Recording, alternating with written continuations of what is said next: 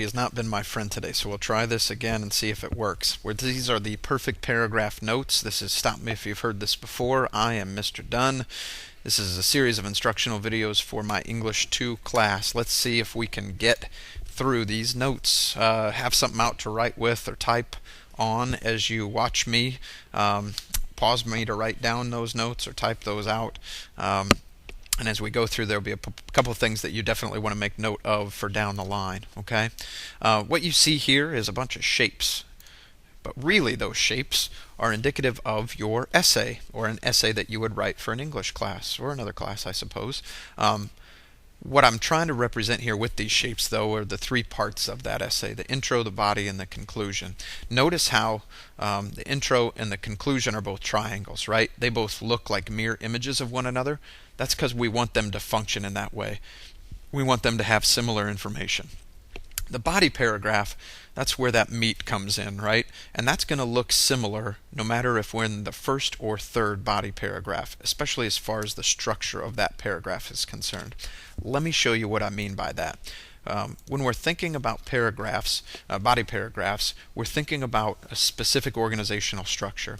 Really briefly, just in the introduction to get us to that body paragraph, the introduction's got three key pieces, and we should briefly mention those, right? The attention getter you know of as a question, a quote, or a short story that's used to grab the reader's attention at the beginning of the essay. All right, that's the attention getter that comes right off the bat. Background information in an essay usually connects the attention getter to the thesis statement. You might have also heard this called a bridge before. It's usually getting us some sort of background information on the topic at hand. And then lastly, the thesis statement is going to be your statement of support or position, what it is that you're claiming in that essay. You might also hear me refer to it as a roadmap. It's going to guide us towards how the rest of the essay is set up. This always and forever comes at the end of the introduction. Should be the last statement in that introductory paragraph. Okay, the body paragraph. Body paragraphs start off with a topic sentence. Some people got this on that pretest. They got this confused with an attention getter. But the topic sentence starts off each body paragraph. So how many topic sentences should we have in an essay? 3, right? They're going to lead off every body paragraph by telling us what is in that paragraph to follow, what it will focus on. It's going to refer back to the thesis in order to do that. Okay, so if your first point in that thesis statement is point A, right, this is going to refer back to point A.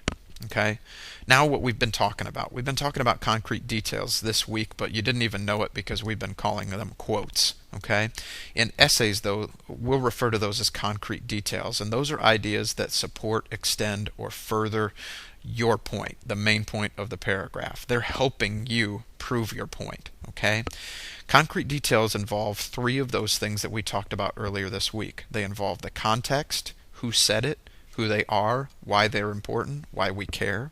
They involve the quote itself, which is just that piece in quotation marks that we're borrowing from a source. And then they also involve that citation, and that is where we found that quote. Okay, so what are we missing there? We know there's 4 pieces that we've been working on with quotes, right? We've got context, quote, and citation. That means the next thing is commentary, okay? And commentary is where you explain in your own words that CD or that quote, okay? It's going to usually be an opinion statement. It's usually going to say something to the effect of what it is that's going on in that quote, but generally that's going to be explaining or elaborating or connecting. That commentary piece is an opinion. It just doesn't always have to say, I think. Okay, so right now, here's what our format looks like. We've got a topic sentence, a concrete detail, and a commentary in that body paragraph. We're going to continue that twice, okay? So we're going to do TS, CD, CM, CD, CM, all right? And I get CD and CM here at concrete detail and commentary, okay? So rinse and repeat, concrete detail commentary, and then we're going to close with what you see here, this closing sentence. So the closing sentence is going to go back to the topic sentence and explain what you've just told us in that paragraph. We're going to go back to the thesis in a way as well, right? Because the topic sentence and the thesis are connected. Okay?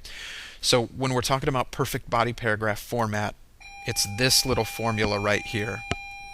That bell means it's time for me to shut up, right? Topic sentence, concrete detail commentary, closing sentence. TS, CDC, MCDC, MCS. Learn it, live it, love it, know it. Use it on a quiz later on this week. We'll see you tomorrow with these notes.